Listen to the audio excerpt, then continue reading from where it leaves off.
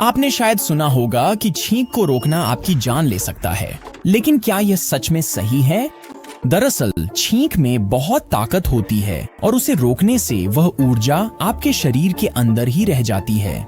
इससे छोटे मोटे जटिलताएं हो सकती हैं, जैसे कि कान का पर्दा फटना या रक्त वाहिका फटना। और यह भी दावा किया गया है कि इससे फेफड़े बैठ सकते हैं या दिमाग में एन्यूरिज्म हो सकता है, लेकिन इन दावों की पुष्टि नहीं हुई है, जिसका मतलब है कि छींक रोकना शायद आपकी जान नहीं लेगा।